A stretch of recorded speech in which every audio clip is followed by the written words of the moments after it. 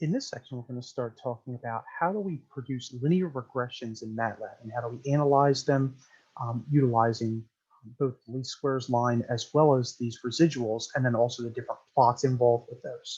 So for those of you that have never worked with any sorts of bivariate sorts of associations, such as, and most of us probably have, but if we're talking about like time versus pressure, or maybe something like weight versus height, or those types of things, those are bivariate associations. And the most simplistic type is linear.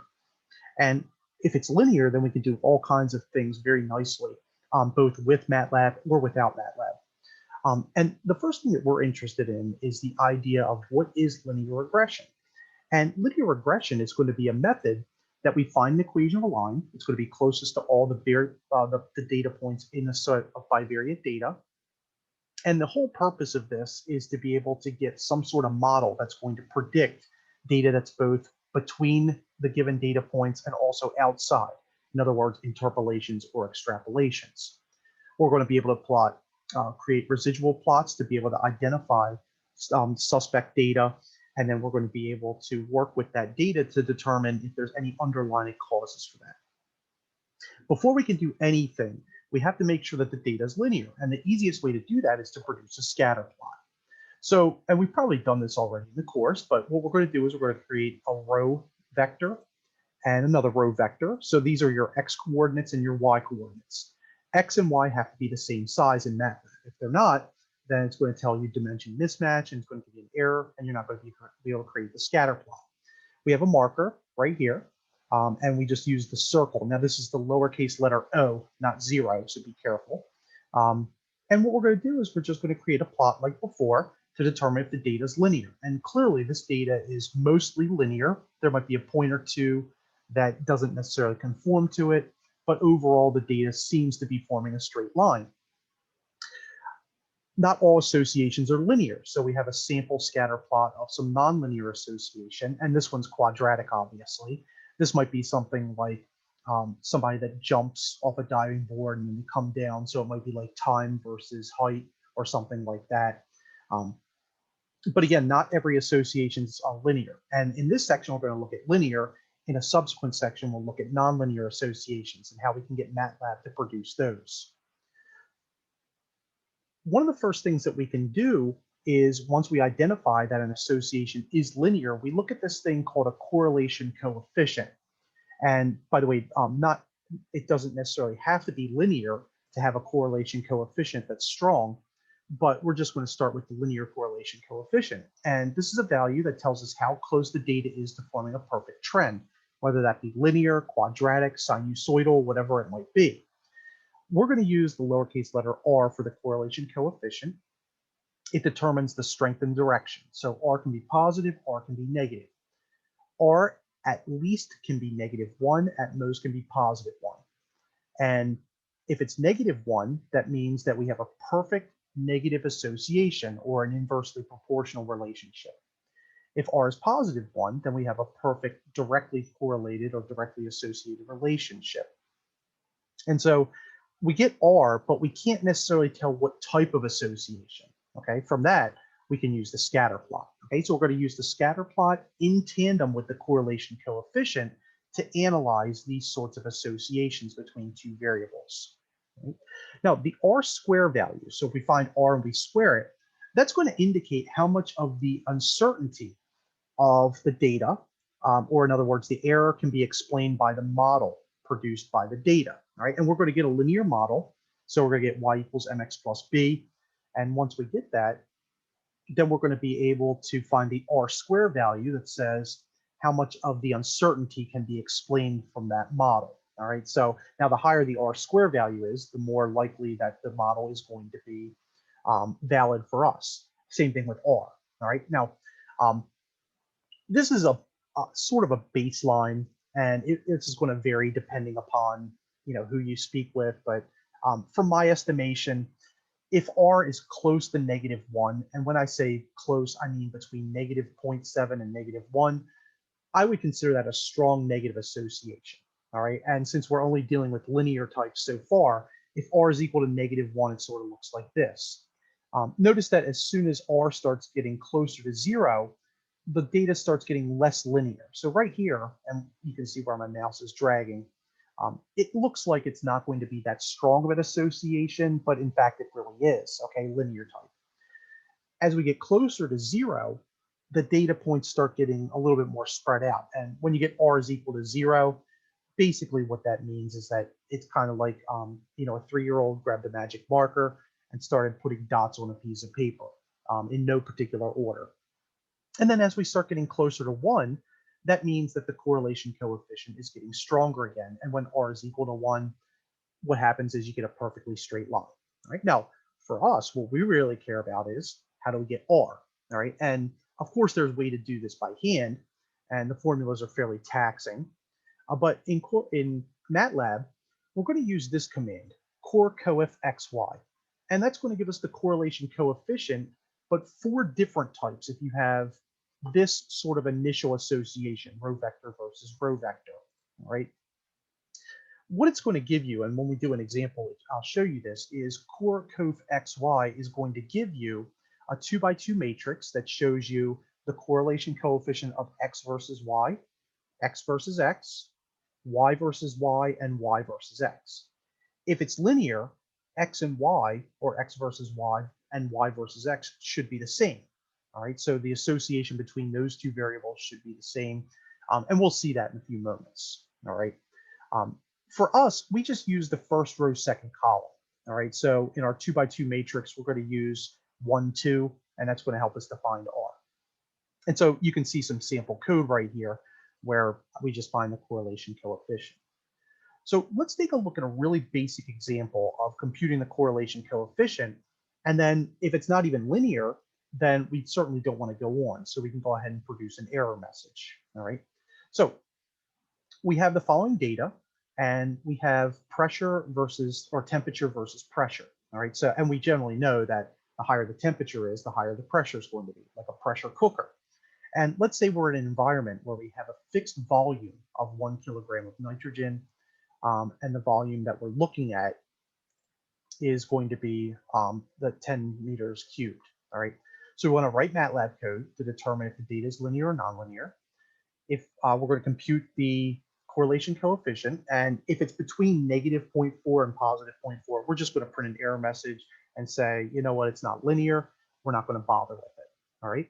If it is linear, then what we're going to do is we're going to create a scatter plot, and then we're going to print a message that prints both the R square and the R value for this. All right, so we'll pull up our MATLAB, and the first thing I'm going to do is I'm going to create 2 row vectors. So I'm going to create one called temperature, and I'm going to have to flip back and forth between this.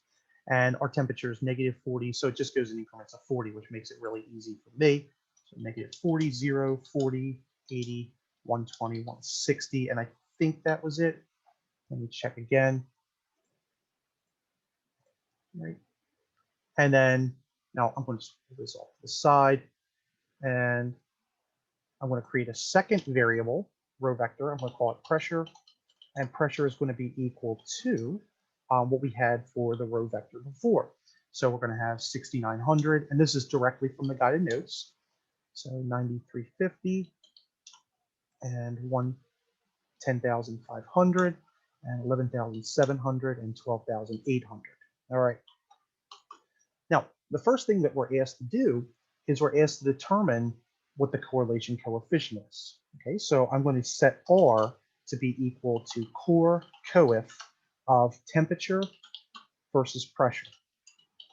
And I'm just going to execute this to show you what the output for this is. All right, so what you'll see is that there's a 2x2 matrix. All right, so this is x versus x. So that would, of course, be 1. That wouldn't make any sense if it wasn't 1. This is y versus y. And of course, that would be 1. So if I were to plot 6,900 versus 6,900, 8,100 versus 8,100, it would be a perfectly straight line because x computes to y. It would be the line y equals x, so y equals y.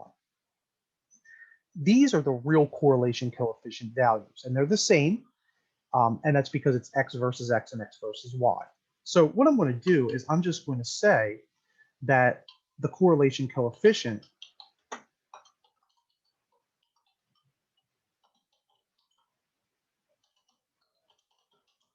is %f, and I'm going to print that out. And really what the correlation coefficient is going to be R1, 2. All right. And what does that mean? Well, that means that we're looking at column 1, or I'm sorry, row 1, column 2. So 1, 2 actually associates to this output right here. All right, so I can now run this again. And I know this isn't actually the first part of it, but the correlation coefficient is 0.999842. It's almost a perfect association. It's like somebody made up the data, which they probably did in this context.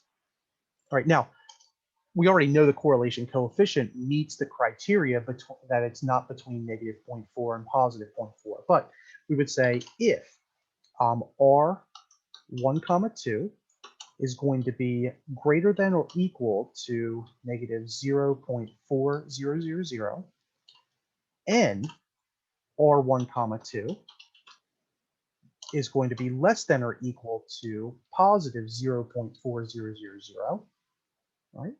Then what that means is that we would have to print the error message. Okay, so we're going to say error, and we're going to say the data is unlikely to be significantly linear. So it might be somewhat linear, but it's not going to be linear enough. Now, of course, if I run this, we should still get the correlation coefficient. So it's going through. It says the data is unlikely to be linear. So that's because I never defined it, so I have to do this first. Okay. And I think that the question said to print it out after we check this condition. So let's do that. So sorry about that, just the order was off. So we're going to run it, and it goes through, and once it says that it's good. Now let's just, for devil's advocate, let's just assign R1, 2 to be something like 0.0002. Then it shouldn't run, right? So, and right here it says that the data is unlikely to be significantly linear. All right, now we don't want to do that. We don't want to hard code the data, or we don't want to hard code that. All right. So we've gone through and done everything that we need to do except to be able to find the R² value and then also to create the scatter plot. All right, so we're going to plot our temperature versus our pressure. All right, and we're going to say, we're going to use this marker. All right, we're going to say X label, just in case we forgot how to label it, is going to be our temperature in Celsius.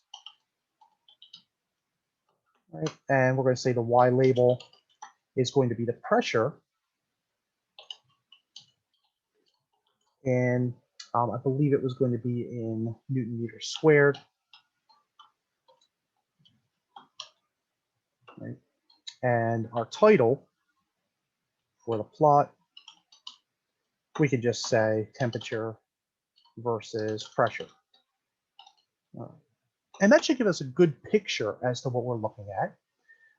The correlation coefficient is, and then I think it also asks us to print out the R² value. Okay, so the R² value